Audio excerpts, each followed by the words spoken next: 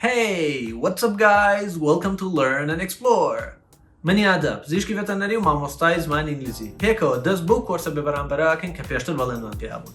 کۆرسەکە ئامادەکراوە لەلایەن خۆم و ڕاستی و مامۆستایەکی خاوەنی بڕوانامەی ماستەر لە ئەمریکاوە. جا بۆ ئەوەی سوودی تەواو لە کۆرسەکە ببینن پێشنیارتان بۆ ئەوکەین کە بڕۆن سەیری حوت یاساکەی فێربوونی زمانی ئینگلیزی بکەن کە لە چانێڵ هەیە و لینکەکەی لە دیسکریپشنی ڤیدیۆکە دانراوە. و کاتێک کە سەیری کۆرسەکەی ئەو خاڵانە جێبەجێ بکە کە لە کاتی کۆرسەکەی ئاماژەی پێ ئەکەین و هەوڵ بە چالاکانە سەیری کۆرسەکە بکەی بۆی بتوانیت سوودی تەواوی لێوەت بگریت و ئەگەر ئەو خاڵانە جێبەجێ بکەیت دڵنیا بە تەواوبوونی کۆرسەکە ئاستی زمانەکە دەڕاتە زۆر ئاستێکی بەرزتر. جا لەبەرەوە با دەست پێ بکەین.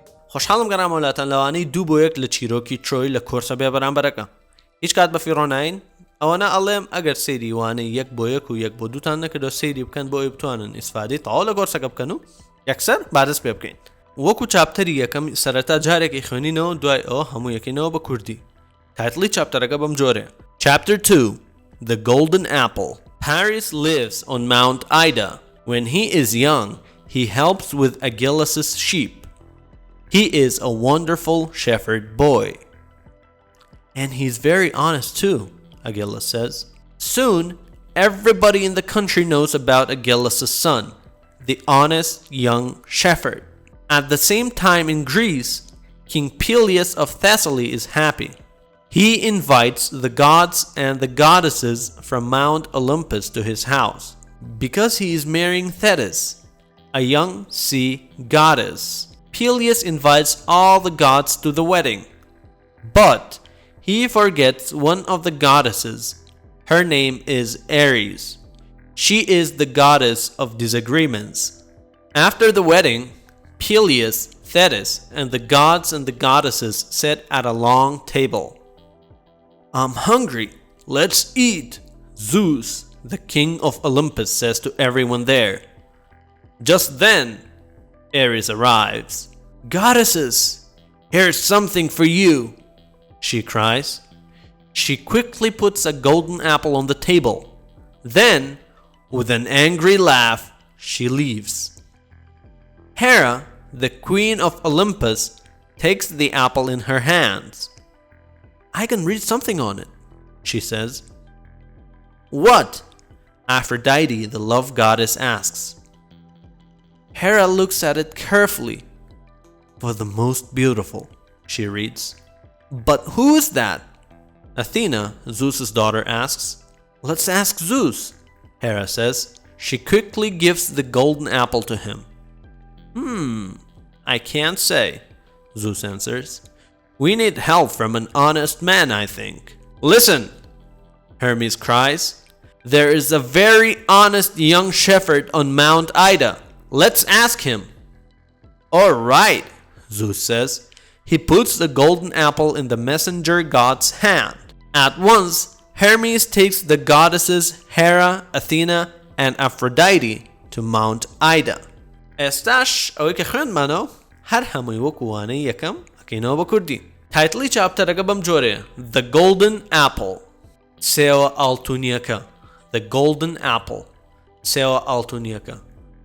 The بۆ ناساندنە ئەگەر لە ڤیدیۆ یەکەمە باسمان نەکردوێ بەڵام وتومانە. The بۆ ناساندنە. چۆن ئەڵێی لە کوردیە لە سێوە ئاڵتوونیەکە. ئەمە ئەو دەیە بەڵام بڵێ Golden Apple یعنی سێوی ئاڵتوونی. The Golden Apple واتە سێوە ئاڵتوونیەکە. Paris lives on Mount Ida. Paris أجي لا شاخي آيدا. Okay? Lives. يعني أجي. هذا Paris بردام اللي جيان كردن له. Okay. When he is young, كاتك لفيديو كم متمان. He is young. كاتك أو جنجا. أجر كتشك بيامانو. When she is young, كاتك أو جنجا. الله عملي رأي باسي بهارس أجنالين. When he is young, كاتك جنجا. He helps. يارمتي آد with Achilles' sheep. يارمتي Achilles لقل مركاني. اوكي يعني شواني بو كابابلين. Achilles او اسا قريته بو Achilles خاوندارية. يعني Achilles' sheep يعني مركاني Achilles. اوكي قاتو يارمتي Achilles لقل مركاني. He is a wonderful shepherd boy. He is شيا a wonderful shepherd boy. كريكي شواني جوانا. wonderful يعني سرنجراكيش يا جوان. shepherd يعني شوان boy واتا كر. کاتە ئەو چییە بۆ بە چی بۆ بە شوانێکی کوڕێکی شوانی جوانی سەرنجڕاکێش okay he is a wonderful shepherd boy کاتە لە ماونت ئایدا ئەژی کاتێک کە گەنجە یارمەتی ئەگەڵەسەیە لەگەڵ بۆ مەڕەکانی و کەسێکی شوانێکی سەرنجڕاکێشە and he is very honest too ئەگەڵەس says ئەگەڵەس چی زیاکە بۆ شتەکان ئەڵێ هەروەها he is very honest و زۆر ڕازگۆیشە too زۆر ڕازگۆیشە ئەو شە کە زیایی ئەگەین لە کوردیە ئەو تووە کە لە نهایەتی ڕستەکەیە بۆ ئەومە بەستێ بۆ منە شتی مواصفاتی تری تێە ئەڵێ wonderful shepherd boy ئەمە سەرنجڕاکێشە یعنی کەسێکی سەرنجڕاکێشە ئەڵێ زۆر ڕازگۆیشە honest جا ئەو بۆ جۆرە خوێنرێتەوە نەڵێ honest he is very honest too ئزەکە کورت کراوەتەوە لە he is very honest too زۆر ڕازگۆیشە ئەگەڵەس says ئەمە ئەگەڵەس واڵێ لەبارەی پاریسەوە soon بە زوویی everybody in the country هەموو کەسێک لە وڵاتەکەیە knows about ئەزانن لەبارەی ئەگەڵەس's son کوڕەکەی ئەگەڵەسەوە ئەگەڵەس's son یعنی کوڕەکەی ئەگەڵەس یعنی خەڵک هەمووی وازانێ لەبەر لە مناڵیەوە گەورەی کردو هەمووی وازانێ ئەو کوڕی ئەوە یعنی وازانێ پاریس کوڕی ئەگەڵەسە okay کاتەڵێ soon بە زوویی everybody in the country هەموو کەسێک لە وڵاتەکەیە knows ئەزانێتیان ئەبیستێت about لەبارەی ئەگەڵەس's son لەبارەی کوڕەکەی ئەگەڵەسەوە the honest young shepherd شوانە گەنجە ڕازگۆکە honest young shepherd شوانە گەنجە ڕازگۆکە کاتە everybody in the country knows about ئەگەڵەس's son alright at the same time in Greece لە هەمان کاتە at the same time واتە لە هەمان کاتە in Greece لە یۆنان Greece واتە یۆنان King Peleus of Thessaly is happy پاشای Thessaly is happy دڵخۆشە King Peleus کە ئەمە پاشای Thessalyە King Peleus of Thessaly King Peleus یعنی پاشا Peleus کە پاشای کوێ Thessaly is happy دڵخۆشە Thessaly شوێنە جەماعەت دڵخۆشە King Peleus دڵخۆشە بۆچی دڵخۆشە با بزانین he invites the gods and the goddesses from Mount Olympus to his house کاتە چیەکە he invites بانگی هێشتیانەکە he invites he مەوەستمان لە King Peleusە کاتە چیەکە he invites the gods خواکان and the goddesses ئەویش هەر بەمانەی خواوەندێت بەڵام goddess بۆ ئافرەت بەکارێت یعنی لەلای ئان خوا ڕەگەزی هەیە gods بۆ خوای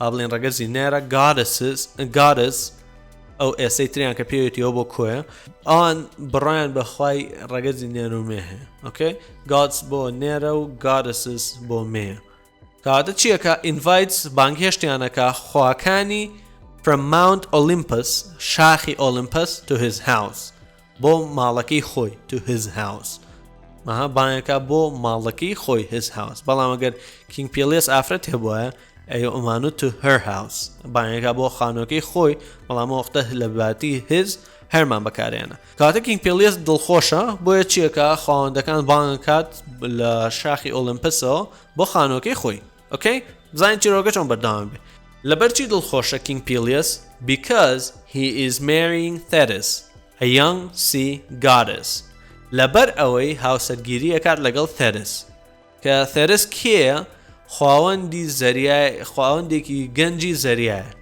okay خاوەندێکی گەنجی زەریایە هەموویان جیا کردوتەوە هەر یەکە و پەرداخێکیش خاوەندی خۆی هەیە okay جا لێرە یەکشت لەبارەی گرامەرەوە شتێکی بەسیتان با بۆ ڕوون بکەمەوە جەماعەت لە کوردیە لە زمانی کوردیە دەمی ئێستا و داهاتوو جیا نەکراوەتەوە بۆ منە بڵێ ئەڕۆم ئیتر مەبەستە لە ئێستا بێ ئەوە هەرەڵێ ئەڕۆم ئەگەر مەبەستە لە داهاتووە ئەڕێ هەرەڵێ ئەڕۆم تەنها بۆ نموناڵێ سعاتێکی تر ئەڕۆم بە وشەیەکی پێشەوە توانیت جێ بکەیتەوە بەڵام لە ئینگلیزیە تەواو جیاکراوەتەوە he is marrying یعنی لە ئێستایە خەریکە هاوسەرگیری ئەکا لەگەڵ Thetis بەڵام لە کوردیە بەو جۆرە جیا نەکراوەتەوە بۆ مناڵێ هاوسەرگیری ئەکات لەگەڵ Thetis ئەمە لە کوردیە ئاوایە ماناکەی ئەمە ئەگەر لە داهاتوو شابیکە هەروایە ماناکەی بەڵام لە ئینگلیزیە جیاکراوەتەوە اوكي من دائما وتو حزم لين قد تقلي بابتي جرامر نابين بلام هنيك جار هنيك شتي بسيط هي كبيس روني بكينو باشتر ابد بو تيجيشني برستان لبر اوي he is marrying Thetis a young sea goddess كاتد الخوش لبري هاوسر جديا قال لقل Thetis okay Peleus invites all the gods to the wedding Peleus چیەکە بانگهێشتی هەموو خواوەندەکانەکە بۆ ئاهەنگەکە wedding واتە ئاهەنگی هاوسەرگیری okay he invites ئاگاتان لە ئێسەکان بەدایم پێتان ئەڵێم he invites all the gods بانگهێشتیانەکە هەموو خواوەندەکان to the wedding بۆ ئاهەنگی هاوسەرگیریەکە but بەڵام he forgets one of the goddesses بەڵام ئەو چی لە بیر ئەچێ he forgets واتە لە بیری ئەچێ one of the goddesses یەکێک لە خواوەندەکان یەکێک لە خواوەندە مێیەکان کاتە لە بەرەوەی goddesses یەکێک لە خواوەندەکانی بیر ئەچێ کە بانگهێشتی بکە بۆ ئاهەنگەکە her name is Ares ناوی چی ئەم خواوەندە Ares okay ئەم خواوەندە ناوی Ares هاڵێ her name لە بەرەوەی پێشترتومانە goddess کاتە ئەمە ڕەگەزی مێ ئەڵێن her name is Ares okay she is the goddess of disagreements ئەک لەوە خەتەرێکی خەتەریان بانگ نەکردو کێ Ares کێ she is the goddess خواوەندی ناڕازیبوونە disagreement یعنی ناڕازیبوون کاتە ئەوەی کە بانگ هێشتیان نەکردو بۆ ئاهەنگەکە خواوەندی ناڕازیبوونە after the wedding دوای ئاهەنگی هاوسەرگیریەکە after واتە دوای ئاهەنگی هاوسەرگیریەکە Peleus, Thetis and the gods and the goddesses sit at a long table دوای ئاهەنگی هاوسەرگیریەکە Peleus و Thetis یعنی Peleus و خێزانەکەی چونکە Peleus ئەمە کینگەکەیە Thetis ئەبێ بە کوین کاتە گەڵ کێیە لەگەڵ خواوەندەکانی ترە sit دائەنیشن at a long table لەسەر مێزێکی دوور و درێژە ها مێزە دوور و درێژەکان لەم سەر بۆ سەر لەسەر مێزێکی وا دائەنیشن I'm hungry let's eat Zeus the king of Olympus says to everyone there کاتاڵێ برسیمە I am hungry بەڵام ئەگەر ئێمە باسی زووس بکەین ئەڵێن he is hungry ئەڵێ من برسیمە I'm hungry let's eat با نان بخۆین let's یعنی با نان بخۆین okay let us eat با نان بخۆین کاتاڵێ I'm hungry let's eat برسیمە با نان بخۆین ئەمە کێواڵێ زووس زووسیش کێیە پاشای ئۆلیمپەسە says to everyone there پاشای ئۆلیمپەس بە هەموو ئەوانەی وت کە لەوێ بوون says to everyone بە هەموو ئەوانەی وت there کە لەوێن just then ماوەیەکی کەم دوای ئەوە just then یعنی ماوەیەکی کەم دوای ئەوە okay just then ئەمە گوێبیستێ بنەوە ئەیبیستن زۆر بەکارێت just then واتە دوای ئەوە ماوەیەکی کەم دوای ئەوە چیە بێت Ares arrives Ares ئەگات لە وانەی یەکەم وتمان when this child arrives کاتێکم منداڵە گەشتە ناو خێزانەکە ئەو وەختە وەستمان لەوە بکەم مناڵەکە لە دایک بوو هاتە ناو خێزانەکەەوە بەڵام لێرە ئەم ئەرایڤیان وەستمان لەوەیە کە ئەگات بە ئەم مێزەوە ئەگاتە ئەم کۆبوونەوە ئاهەنگی هاوسەرگیری وشتە ئێریس ئەگات ئەڵێ دوای ماوەیەکی دوای ئەوەی کە زوو سووتی برسیمەوە بانان بخۆین just then ماوەیەکی کەم دوای ئەوە Ares arrives ئێریس ئەگاتە بەسەر واسی خۆیایەت goddesses here's something for you جاو بەدەنگی ئافرەتەوە هەڵێ بەستر من هەر مەجبوری نەوە بڵین okay ئەڵێ خواوەندەکان بە خواوەندە مێیەکان ئەڵێ بڵین ئەڵێ here's something for you ئەمە شتێکە بۆ ئێوە here is something for you ئەمە here is یاتوانێ بڵێ here is something ئەمە شتێکە for you بۆ ئێوە ئەمە شتێکە بۆ ئێوە she cries بە هاوارکردنێکەوە هەڵێ cries okay بە هاوارەکە ئەڵێ ئەمە شتێکە بۆ ئێوە she quickly puts a golden apple on the table چیەکە بە خێرایی puts دایئەنێت a golden apple سێوێکی ئاڵتونی بەڵام تایتڵی چیرۆکە the golden apple واتە سێوێ ئاڵتونیەکە بەڵام لێرە یەکەم جارە باسیەکەین بۆیە نایناسین نازانین چیە مەسەلەکە لێ a golden apple puts a golden apple on the table ئەی خاتە سەر مێزەکە on the table واتە مێز ئەگەر پێشتم نەموت بێ she quickly puts a golden apple on the table بە خێرایی سێوێکی ئاڵتونیە خاتە سەر مێزەکە then دوای ئەوە with an angry laugh ئەها بە پێکەنینێکی تووڕانەوە ها شتێکی بۆ بابەت an angry واتە تووڕە laugh واتە پێکەنین then دوای ئەو بە پێکەنینێکی تووڕانەوە she leaves جیانە هێڵێت کەواتە بە خێرایی سەیەکی ئاڵتونی خاز سەر مێزەکە و دوایەوە بە پێکەنینێکە و منتیقەکە چۆڵەگاتەوە ڕۆ Hera the queen of Olympus هێرا کێیە شاژنی ئۆلیمپسەواتە هێرا خێزانی زووسە takes the apple in her hands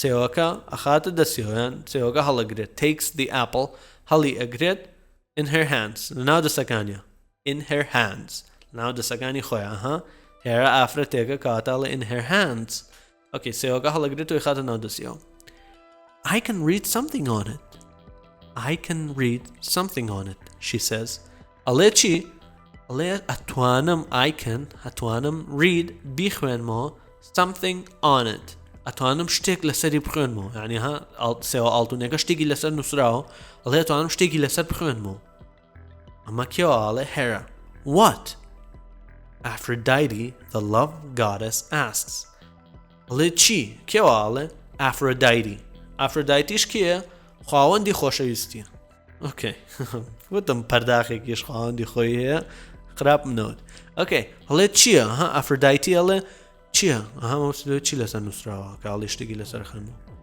Hera looks at it carefully Hera بە وردی یان بە وریاییەوە سەیریەکە looks at it سەیری ئەکات carefully ئەها بە وریاییەوە سەیریەکات for the most beautiful she reads چی خوێندەوە لەسەری she reads یعنی خوێنێتەوە لەسەری for the most beautiful بۆ جوانترین ئەمەی لەسەر نووسراوە یعنی چی دواتر بۆمان دەرەکەوێت for the most beautiful یعنی بۆ جوانترین the most ئەوە بۆ پلەی باڵا بەکارەهێنرێ beautiful واتە جوان more beautiful یعنی جوانتر most beautiful the most beautiful یعنی جوانترین ئەو مەبەستەکە لێرە ئەوەیە for the most beautiful بۆ جوانترین ئەچڵێم سێوە نێردراوە بۆ جوانترین مەبەستەکە لە چیە جارێ نازانین بابزانین چیرۆگە چۆن بەرداوام بێت و ئەوشمان بۆ دەرەکەوێت کاتە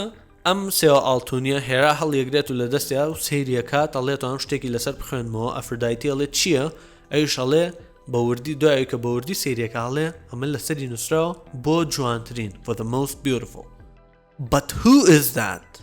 بەڵام ئەوە کێ who is that ئەزان هو ئەمانە سەر گاڵتەتان لێ لە بەرەی سێری وانە یەک بۆ یەک و یەک بۆ دووتان کردو ئەزان مەسەلەکە چۆنە But who is that? ئەڵێ بەڵامەوە کێ ئەثیناوە هاڵێ کچەکەی زووس پرسیارەکە ئەڵێ بەڵامەوە کێ هەمۆسی لەوەیە کێ جوانترینەکە ئەم گۆڵدن ئاپڵە لەسەری نووسراوە ئەڵێ let's ask Zeus لێ با پرسیار لە زووس بکەین let's ask Zeus let's یعنی با ڕێک با ئەوە بکەین let's ask Zeus لێرەیە ئەڵێ با پرسیار لە زووس بکەین Hera says هێراوە هاڵێ یعنی ئەڵێ با پرسیار لە زووس بکەین she quickly gives the golden apple to him بە خێرایی gives ئەیاتێ the golden apple سێوە ئاڵتونیەکە to him بۆ ئەو وەستی لە کێ زووس ئافرین کاتە I can't say Zeus answers زووس وەڵامەیەتەوەڵێ I can't say نازانم ئەمە ئەگەر وشە بە وشە بکەیتەوە بە کوردی I can't say ینی ناتوانم بیڵێم بەڵام لێرە وەستەکەی وەکو چی وایە کۆ وایە بڵێ I don't know یان هەز معلوماتی نییە لەسەری تڕڵێ نازانم شتێکی سەیرە بەلایەوە I don't know لەم خواوەندە okay ئەڵێ I can't say نازانم Zeus answers ئەمە جوابێتەوە واڵێ We need help from an honest man I think We need help ئێمە need help پێویستمان بە یارمەتیە لە کێوە from an honest man لە پیاوێکی ڕازگۆ I think ئەڵێ وا بزانم پێویستمان بە یارمەتیە لە پیاوێکی ڕازگۆ جا بۆیە باسی ئەو ئەن ناکەمە ها بەو ناڵێ a golden apple بەڵام ئەگەر هەر ئەپڵ خۆی بێڵێ an apple ئەن لە کوێ بەکارێت و لە کوێ بەکارێت نامێ بچینەوە قاڵبە وردە وردەگە کە ئاستی زمانەکەتان بەرەو پێشتر چوو وردە وردە خۆتان ئەوانەتان ینی ئاسانە بێلاتان و ئاشنا بن پێیان بۆیە باسی ناکەم تەنها ئالۆزی دروستەگات و هیچی تر